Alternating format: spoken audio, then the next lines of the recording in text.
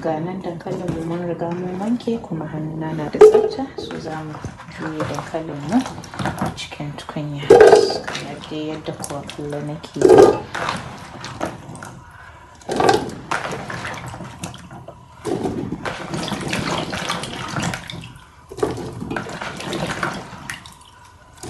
Yanzu zan zuba wannan markaɗe ne na kamar yadda na gaya muku, albasa ce da garlic da attarugu da tattasai ɗan kaɗan ba da yawa ba saboda ba mu so ta yi kauri sosai.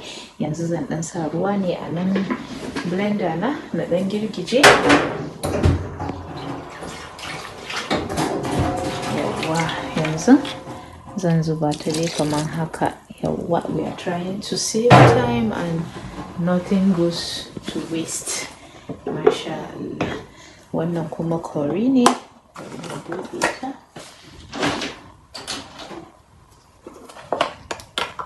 Za mu zuba curry kamar haka, ba da yawa ba, ɗan kaɗan saboda ya ba da taste da kuma muna son it should just look good basically. Yawwa, yanzu za mu zuba maginmu. Magi gaskiya ƙwaya 4 ake sakawa, ba za a sa magi da yawa ba saboda muna ƙoƙarin rage cin magi. Sai gishiri shi ma dai, gishirin gashi nan. Yau haka shi ma ya yi.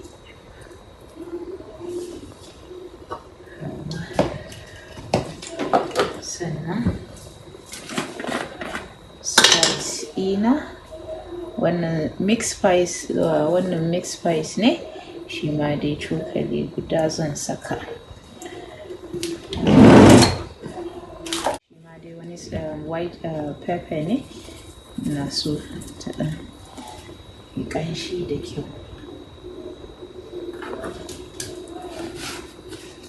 To shi kenan, daga nan yanzu za mu ƙyale su bararraka su nuna. Kun san dai dankali ya fi kifi nuna, ya fi kifi tauri, kifi nan da nan ya nuna, so yanzu za mu ƙyale wannan mu bar su samu dahuwa mai kyau.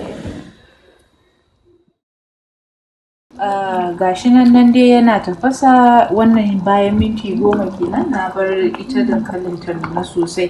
Yanzu za mu sassaka kifinmu. Mun wanke kifin, mun tabbatar ya wanku da kyau, sannan yanzu za mu saka shi a ciki.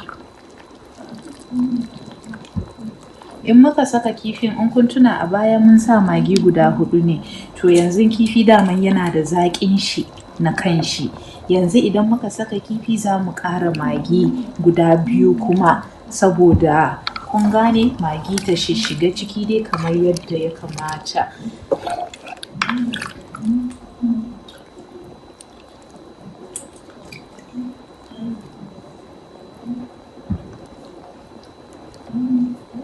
Sai mu rufe mu batta ta kuma nuna da kyau. Yanzu bari mu saka magi guda 2.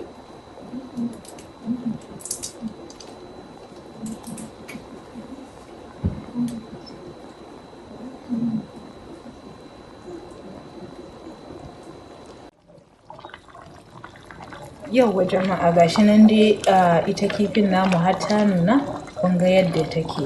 Yanzu wannan karas ɗin mai rage za mu zuba ta yanzu. To, ta ma nuna komai yayi yanzu. Yanzu kawai idan ka zuba wannan ko